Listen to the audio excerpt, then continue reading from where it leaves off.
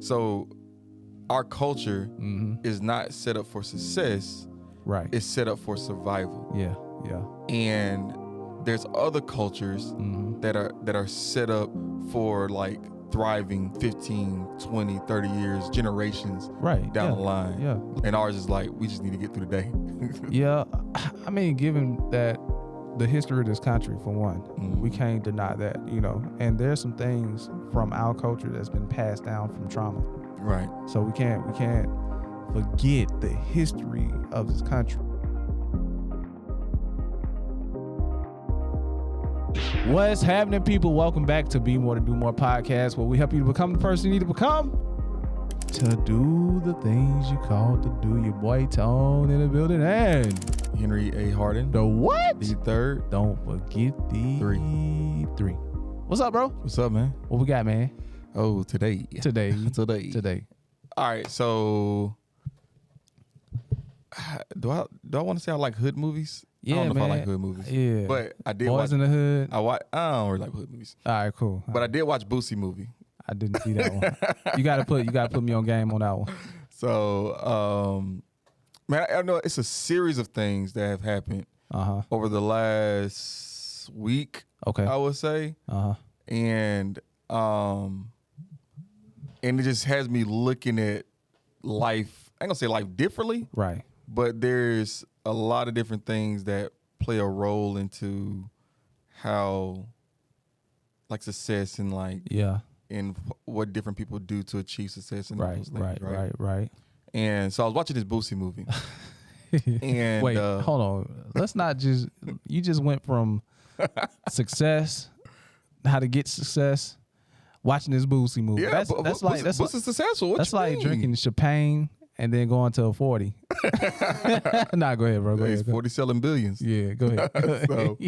But in all seriousness though, so I'm watching the movie and I can't remember what part of the movie it was in. Right. And I realized, I was like, we're so conditioned. Yeah. Our culture. Yep. Is so conditioned to overreact to situations. Like, we're trained to overreact to situations, right? Like, that is true. And I think that one of the challenges that we see is, and I give you an example, right? Somebody step on my shoes. We immediately go to violence, right? Versus just like that person apologizing, or it's even a pride thing, right? The person that stepped on the shoes, are they going to apologize? It's like a both ways. Yeah, it goes both ways. Yeah, right. Yep. So it's just like oh, I ain't saying I'm sorry, or I ain't, So do something. Yeah, like yeah. Yeah. So it's that piece, right? Yeah. And it's not everybody, but I'm just saying I'm talking about a particular culture that we grew up. Nah, especially in the hood. Yeah. Right. Yeah. It's a given, bro. Yeah. Yeah. And that makes sense because, and again, this is like it's a variety of different things that have happened. Right. And I'm sitting down with one of my leaders. Okay. And we're talking about different ways to make an impact. Right. And I was and I'm very much I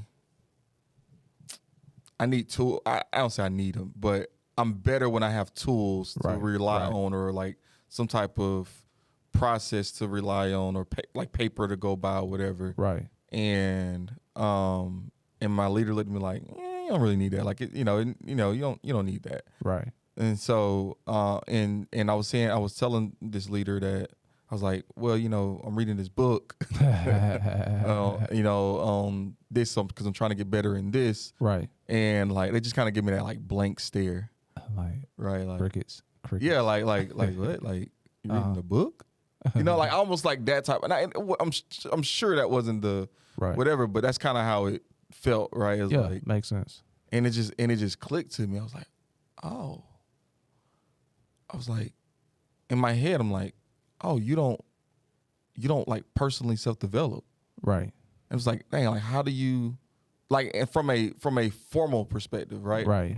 And it's like, dang, how did you get to where you are if you don't like self-develop? Right. Like, how is that possible? And it just like hit me. because I was on my way home and I was listening to this podcast, and these two guys, one of them came up in the network marketing industry, one of them didn't, but he's a very I don't know, he was big in marketing guru. Yeah, right? Okay. Kind of he's one of the gurus of this time. Right. And they're talking about the different books that they read and the different things, and it just hit me out of, like, it was just like, okay, this is it. Right. Our environment, and it kind of goes back to the Boosie move, I guess. Maybe I should have started this way, but we just you threw it out there. You threw the 40 out there. Threw the 40 and went back to the champagne. It's cool. But it made me realize that the reason why that person was able to get to where they are without like having that formal training or formal kind of self-development is because the environment that they grew up in was conditioned for them to be successful in this corporate or, business, success type of atmosphere. Right. And I realized through the Boosie movie that we really ain't set up for that. Right. Well, you said something key though. What's that? We not set up for success, but the other day when we talked, we're not set up for success, but we're set up for survival. That's it. Yeah. So we're not. So our culture is not set up for success. Right. It's set up for survival. Yeah. And there's other cultures that are set up. People don't realize it, right? But they're set up for like thriving 15, 20, 30 years, generations down the line. Yeah. Like that's how their whole life is structured. Right. And ours is like, we just need to get through the day. Yeah. I mean, given that the history of this country, for one, we can't deny that, and there's some things from our culture that's been passed down from trauma. Right. So we can't forget the history of this country, and I don't like to make it a black and white thing, but there are a lot of issues that we have to brush through to get to that level, of success. Especially we were brought here as laborers, as tools to build success. Yeah. So we don't see the other side of success. We only see what it's like to build it. You know what I mean? Right. We don't see the grander scale of putting pieces together and how to interact with other people and how, you see what I'm saying? Right. We're okay. You don't pick cotton, you're gonna get whooped. Right. You know what I mean? Like, so it's just like, so I think that the mentality that we have has just been passed down, man, and we're still dealing with that trauma, But yeah, I didn't throw that out there. Yeah. So it brings me to a bigger question, right? Is how do we go from just surviving and having a survivor's mentality to a thriving mentality?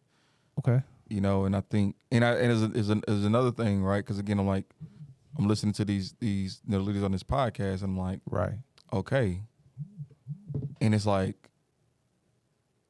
when we've kind of started to figure it out, and I because I had to Google it, I was like self-help industry. Right. I had to Google. I know you hate the self-help indry. I know. But it started to be more to do more. So yeah, true enough. Yeah. So, but I Googled it, and I'm like, okay, well, who's who's the top consumers of like self-help? Right. And it was exactly in line with what I thought. Right. What was it? It was women.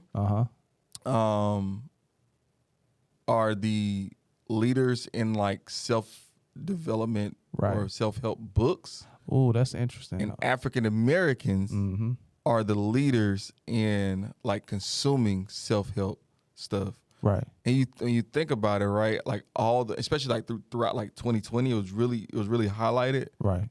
All the different courses, all the different things that people were selling. Right. To like, let me teach you how to make X amount of dollars, or let me teach you how to become this whatever, right? Like, it's crazy, bro. Like, it's like, and it's just like we, it's almost for us to be able to be successful in these different spaces. And I don't know, I ain't gonna go into that yet, but for us to be successful in these different spaces, we have to look at things a lot differently than how we were taught growing up. We do. Let me be a pessimist for a minute. Since being a pessimist and not trusting positive people is like our highest video. Like, it just went out this crazy. But anyway, not being a pessimist, let me just put that out there. Isn't it ironic, though? Who are the lesser paid group of people in America? Women and African Americans. Exactly. So wouldn't it be quite convenient to create a product or a platform or what do you call that? A space where people can figure out how to make more money? Yeah. Dang, so you think it's all set up? It's all set up? It's Illuminati, man. I'm just playing. Nah, man. I really think that it's just ironic, man. You know, and I can't say that it was set. I hate to believe. I don't like the concept that it was set up. Yeah. You know, but I do believe. Is that us being naive though? What's that? Like, is that us being naive that is not set up? Like, is that because, like, I think generally speaking, like, you want to see the good in everybody, right? I think our faith, you know, I ain't gonna say requires us, but like, it's almost like in a sense, we have to look at things that way of like, seeing the good in people. But is that being naive that we know there's people that really out here that have an agenda? I don't know. See, I don't know if it's set up. Maybe because I don't think like that, but I do know that. As a businessman, I would see opportunity there. Oh, these people have a hunger to figure out how to make money. Well, let me put this product in front of them. You know what I mean? Like, I see it more as an opportunity and just being a scound or something. No pun intended. Scavengers creating opportunities with theology. You know what I mean? Just being I ain't gonna say savage. I'm not gonna use those harsh terminologies, but I just see it that people found that opportunity. Oh, black people want to make more money. They're gonna spend money to come to this conference, or spend money to buy this book, spend money to buy this course. Yeah. So let's give them more.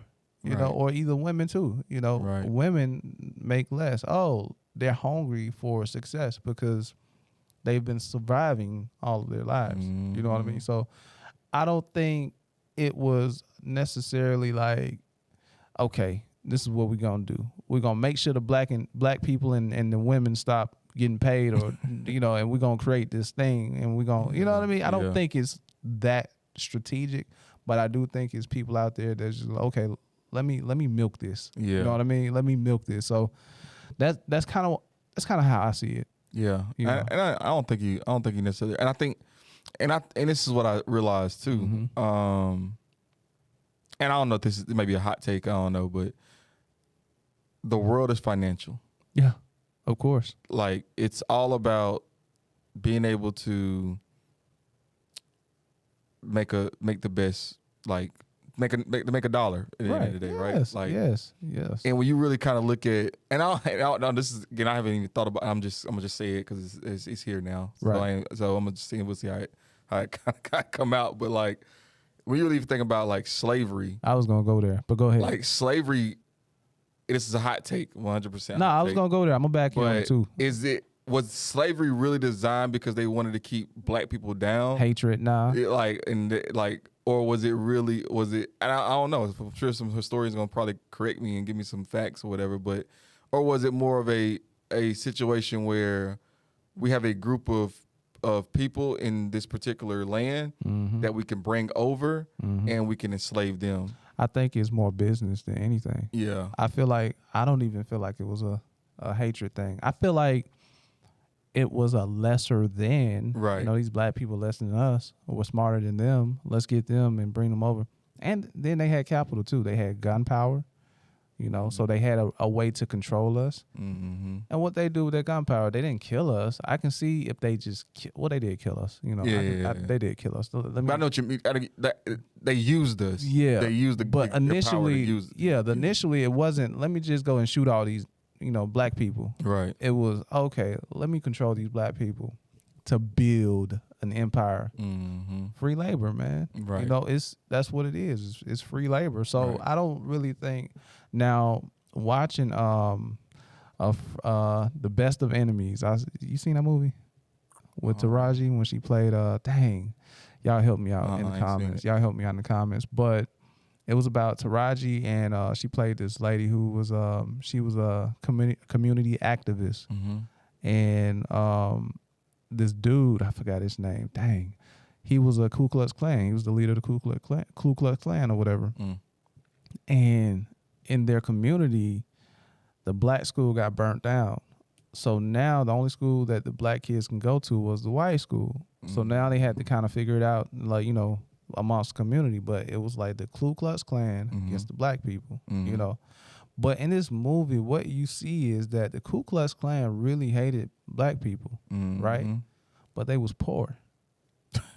You feel me? Like, we was in the same boat to a degree. They was poor, man. And it was like, they was poor, but y'all lesser than us. Yeah. But you will see government officials using them to control us. Right. You see what and that's where 100%. And I don't know how we got here, but we're here. We here. It's culture, man. It's influence and all that. Yeah. Like, sometimes the micro is a lot. The perspective of the micro is a lot different than the perspective of the macro. Macro, it is. Yeah. Right. And I think, like, we grew up in the micro of things, right? Like, you know, this person hates this person just because of their skin color. Right, yeah. But when you really look at the macro of things, it's officials, right? People with, you know, generational wealth, power, maneuvering situations, right, to be able to control the dynamic of the dollar. Right, that's true. At the end of the day. That's true. That's true. So, you know, yes, there's people that really hate people because of their skin. Right. Yeah. But when you look at the bigger picture of why this happened, it was more so because somebody was trying to manipulate it. Yeah, make their stretch it, right? You know, try to stretch a dollar, stretch right. it. When obviously it was back then it was more so about, you know, land, cattle, you know, all that stuff. But like right. You know, more about natural resources and things like that. Right. But yeah, man, 100%. Yeah, I think that's why when you begin to look at the bigger picture, the micro begin to seem a lot less solid. You know what I mean? I think that's why when black people get rich or they get to another level in life, people start calling them Uncle Toms, and all this stuff, man. And because they don't see the bigger picture, all they see is the micro because they're down there on ground level of survival. Dang. You know, it's in churches, bro. Yo. It's in churches. Dang. Yeah. 100%. Because that's 100%. You're 100% right. You're 100% right. So... so it almost like, cause you like, I'm sure you felt it, right? Where I don't want to get too successful, right? Yeah, because I know somebody gonna say I sold out, or you know what? Right? Soldier can't come to the hood, right? You know? Like silly stuff. Like it's just like, bro, you hit it. That might be the demise of our success too. Dang, I can't get too big. Yeah, because they're gonna think that I'm an Uncle Tom or I'm a right. But I don't want them to think I'm changing. Yeah, your perspective is different. Yeah, and it's 100%. Because like, again, it's not taking, and we're a leadership podcast. Yeah, right. Yeah, Business, you know, obviously have our spiritual and our cultural, you know, take on it, but the things that we experience. But like, as a leader, when you're, you know, moving up inside of a company, even. Right. Yes. And you have people that haven't gotten to your level. They haven't had the same experiences that you've had. They don't see the things from your perspective, the way that you see it. That's true. They see it as, oh, you're trying to, you know, you're telling me this because, oh, this is what the company say, or this is. No, dude, I'm telling you this because this is actually going to help you put your family in another situation. Right. Yeah, it's going to take you to another level. Like it's not like it has nothing to do with like, don't get me wrong. Like, yes, it may be a situation where the company, right, whatever, right, but it's going to help you in the long term more than it's going to help the company. If that makes sense. Right. Like, but some people cannot see past that because they think that there's this agenda, of that's true, keeping them down, right. But really, the agenda is let's make the most money as possible, right. And so that means we may have to treat people a certain way, in the best way. That's true, right? Right. And that may not coincide with the short term of you making this $1 today, but you might be able to make $5 tomorrow. Right. You know, like right. See, it's a different mentality, man. Sometimes. But what do you think that keeps them there though? What do you think? That's going back to the topic, man. The conditional environment. You know what I mean? And I find it like the Lord gave me this revelation 2 days ago. Mm-hmm. There's always one influencer in a family. Have you noticed that? Or not even gonna say one, maybe a few influencer that influence. You know, and I, for me, man, I ain't gonna say who, but like when I was growing up, like my perspective on politics, you know, Democratic, Republicans hate black people like that. You know what I mean? But I always had an influencer to feed this information to me, man. So coming up, like I struggled with the idea of money. I struggled with the idea of business because of these different influences that were in my life, you know?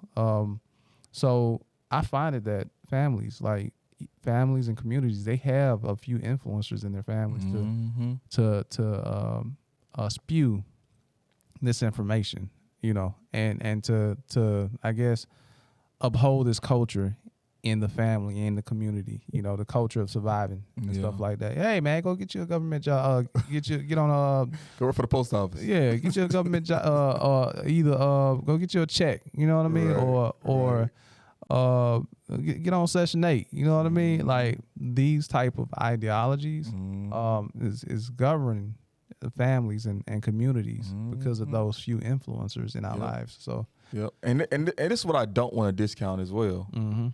Because some, you know, part of our cultured environment or a cultivated environment that we have in our conditioned environment is we were also brought up in a lot of love. Yeah. A lot of, I don't know, at least in my situation, like we joke about everything. Right. Like we don't find. I ain't gonna say that. I ain't gonna say that we don't take nothing serious because we do. Right. But we find the comedy in everything. Right. And like, you know, it could be the worst situation, but we gonna figure out a way to smile through it, right? And so there's some things that like that the environment that you were conditioned in are, you know, play a positive role in your most definitely upbringing. Most definitely. But I think you got to be able to marry those things with the things that you've learned through self-development. Right. And that's when you really get the chance to have like the magic sauce. Right. You know, to be able to move your family, your situation, everybody around you forward. Now, I am going to the other side though, because we ain't gonna just talk about our culture though. Okay. I am going to the other side, man, because we talk about, you know, our culture and how we created these barriers that would block our success. And we talk about some of our mindsets that, you know, keeps us in survival mode. Yep. But I also want to talk about not the Ku Klux Klan because they po too, but I want to talk about the people who's in the higher ups. You know what I mean? Who's in these positions to promote you or whatnot? Because here's the thing: although slavery, I'm not gonna say it wasn't. I can't say it was. It wasn't only about hate, right? Right. But it was about I'm better than you. Oh yeah. You know what I mean? Regardless of what. Everybody, not everybody. But yeah, you got a lot of people that feel entitled. Yeah. You know, like, and I'm better than you. Yeah. I mean, you see that. That's not even just. I'm gonna say white people, bro. No, I wouldn't say that. I would just say like. So you don't think some white people had it? Think about sport, bro. Okay. You know, a few months ago, whatever. Kendrick Lamar comes out and he says, "Ain't no big three. It's just big me." Right.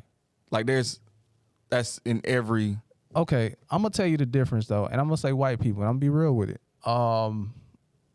And I'm not saying this because just like us, we have some things that we grew up with, right, and some ideologies that we were raised in and cultivated from. Mm-hmm. They have too. Okay. And I'm not taking shot at white people as individual people. Right. I'm just saying what the culture created and how in America. Yeah, in America, and how everything was formatted when we first got here. It's just how it was set up. Yeah. You know, is that, hey, you know, okay, so I did a not an interview, but it's this African American reform group at this church that we partner with. And shout out to them. I don't know his name. Shout out to my brother Paige. And he would tell you straight up, he was like, yo, I was a racist. And I knew what he meant when he said it. I didn't even get mad. You know what I mean? I knew what he meant when he said it.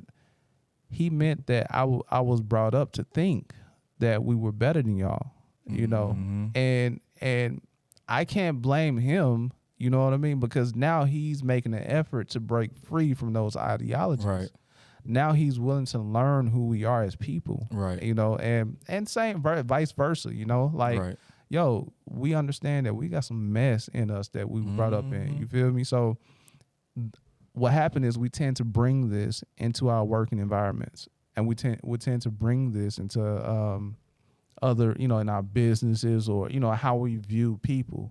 Even like, and I was like, yo, I was brought up that y'all was better than us too, you know, because I used to think, man, it seemed like white people they got better lives than we do. You know what I mean? Like, why is like they always happy? Because when you see them on TV, they smiling, but when you see us, we yelling, you know what I mean? It was a depiction even in media. So like, we grew up with these ideas that y'all were better, but now we're on a mission to break free from these ideas. So I'm not taking shots at white people as, oh, y'all bad people. I'm saying, hey, we got our problems, but y'all got y'all problems too. Right. And y'all need to realize what y'all problems are, especially in the working community, in corporate. You feel me? Because, yo, we got some people out here that are our color that can run circles around. You know what I mean? But I need y'all to know that, and I need y'all to understand that and respect it. You know, just like y'all would do with y'all counterparts. You know, so I'm not being malicious towards like, oh, Black Power. You know, and I feel like I shouldn't have to back that up either, because we are people. Yeah, I think and what I'm perceiving you're saying is everybody is able to be successful. For sure. And just because, but sometimes we're conditioned based on how we grew up. Right. To success looks different. Right. And you're just challenging the people that have traditionally been in these leadership and you know, powerful roles, right? To look at things differently, because there's because they didn't come up in the same. It's like DE and I, right? Like, just because they didn't come up in the same way that you grew up, or they didn't really have the same experiences that you had, right? Yeah, doesn't mean that they can't do the job better than you. 10 times better than. And let me tell you something about that survival mode, bro. Like, when a brother break free from that survival mode and began to elevate his level of thinking, he's going to take what he learned from survival mode and apply it with, ooh, that's a dangerous brother. Yeah. I'm telling you, because not only do he know how to get it, but he know how to be calm, be cool, be collective, and pretty much have a relationship with people, man. So like, that's the part, you know, I won't.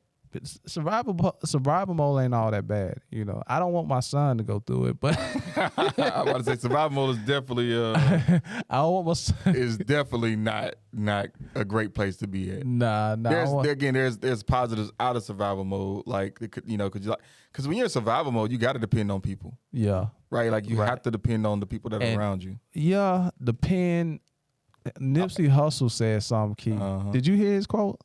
Maybe. Man, he talked about our people in survival mode. He was like, you only thinking about you when you're in survival mode. You ain't thinking about nobody but you. How I can get this, how I can get that. You know what I mean?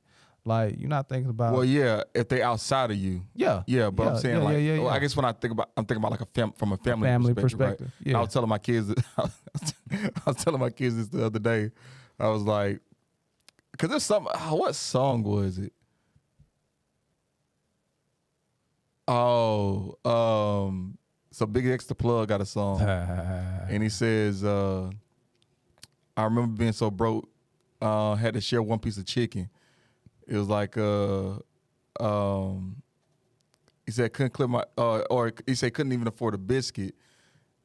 What he said? I remember being so broke, we shared one piece of chicken, couldn't even afford a biscuit, couldn't even afford to clear my throat because the drink was $2.50." Right, and it's like, and it reminded me of, and I was telling my kids this. I was like, you know, me and your uncle, so my brother, you know, we had to share like we would take $5 and we would go get a sub from Subway, right, and we'll split it down the middle. Right, we had to share. We ain't had no drink. We ain't had no money for no drink. Right, like, we ain't had like we had to figure out how to do what we're gonna do with these $5, and we had to make that thing last. Man, what? You know what I'm saying? What? So like.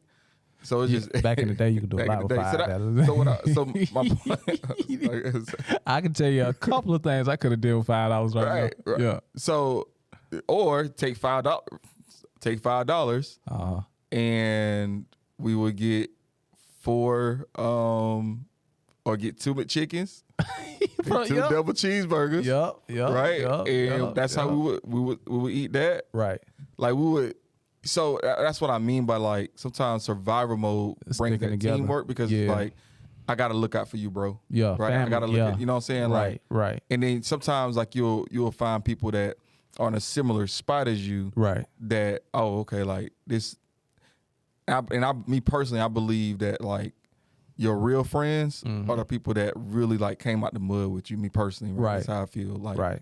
Like, don't get me wrong. Like, you're gonna have colleagues, you're gonna have people that you have close relationships with, that, you know, y'all meet when you're successful, and boom, boom, boom, right? And it probably will always be good, right? Right.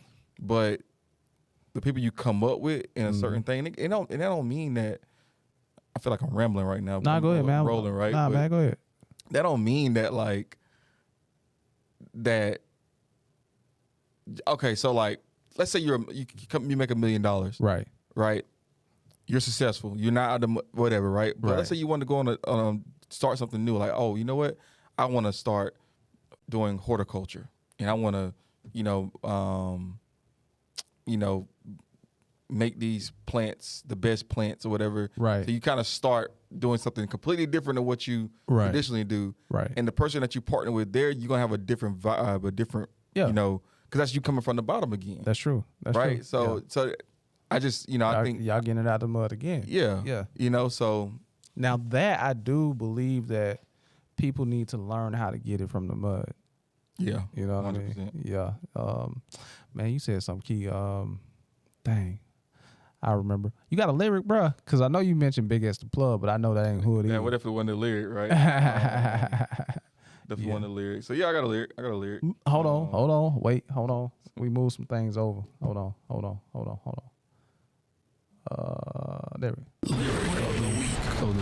There we go. All right, what we got, bro? What we got?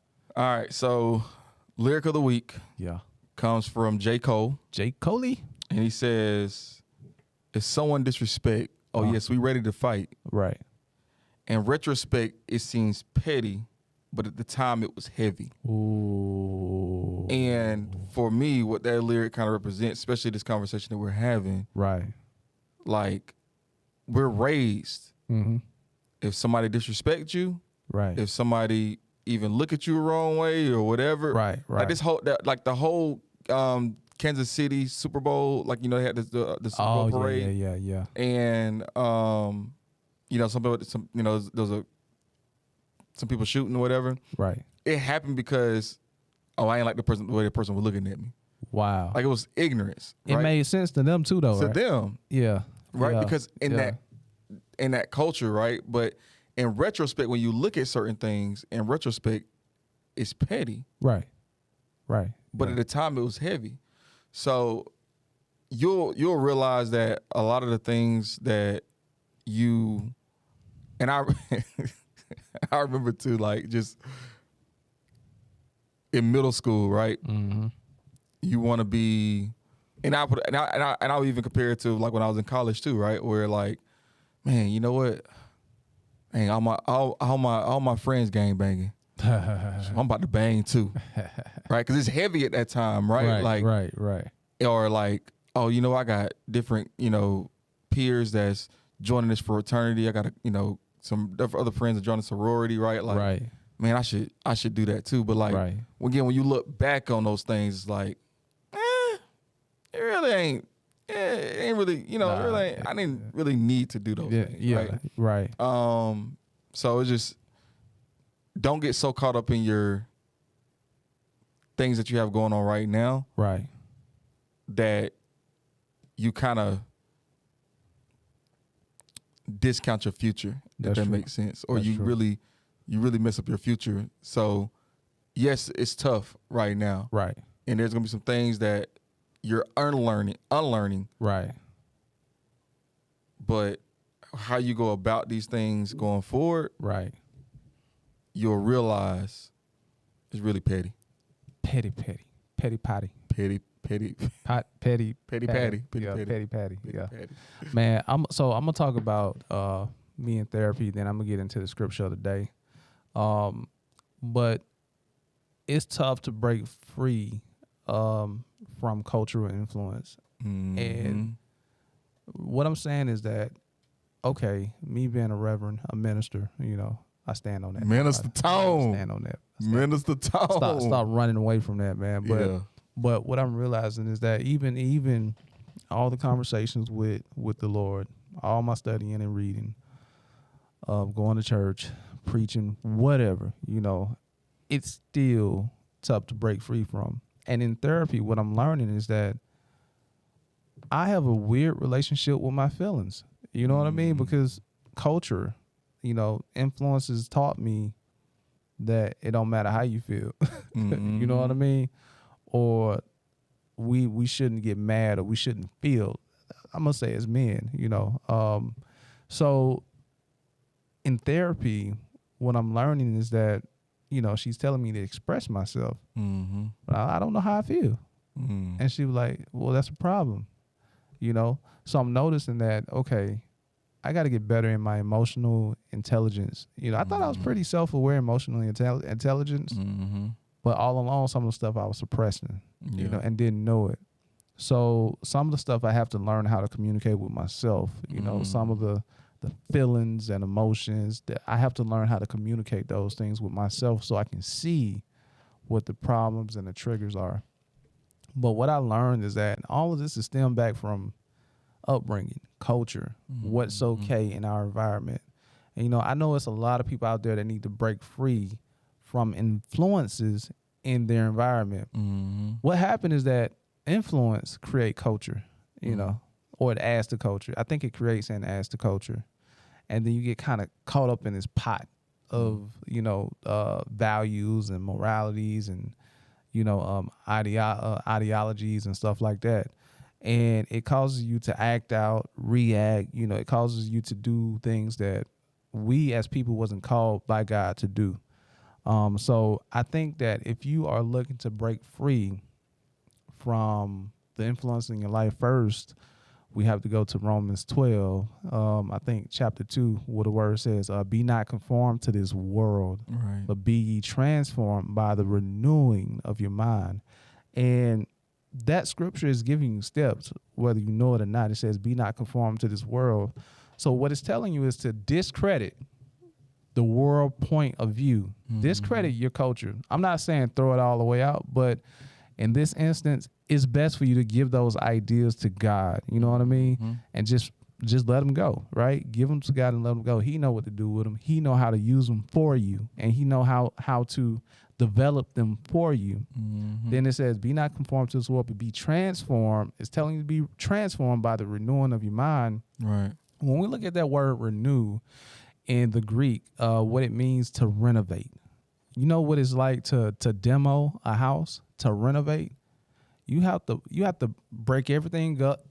You have to gut everything out. You have to clear house so that now you can be transformed. So you have to discredit what you've learned so that now the Lord can impart himself That's what it means to be filled with the Spirit of the Lord, or filled with the Holy Spirit. The more you let go, the more he can fill you. You know, the more you let go of your experiences, the more he can use those experiences for the purpose that he created for your life. So we have to learn to break free from these influences by first discrediting what our past has taught us, discrediting what the world has taught us, discrediting influences in our lives. Give them to God, gut everything out, and let him fill you with the word. Ooh, bars. So, wait. Bars. There we go.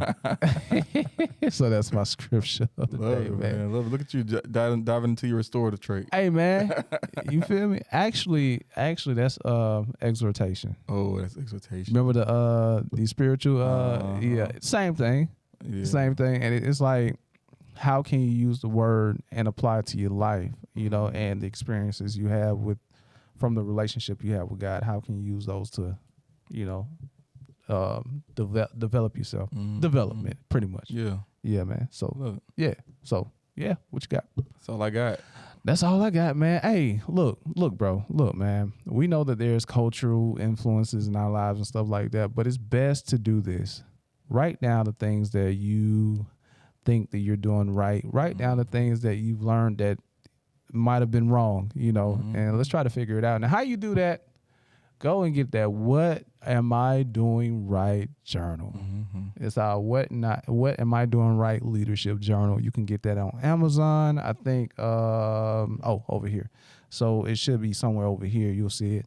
But "What Am I Doing Right" leadership journal, and I think that's it. Like, share, subscribe. Hit the bell. Hit the bell. Wait, hit the bell. Hit the bell. Hey, man, we got a new setup here. I'm trying to figure this stuff out, man. And I think we out. We out. You told somebody to keep their head up because you concerned about it. Stick and move, we can get it done. Call it unity, it ain't no way around it. Cultivating, we get motivation from the big guy. We don't play about it. Going hard for the game, showing.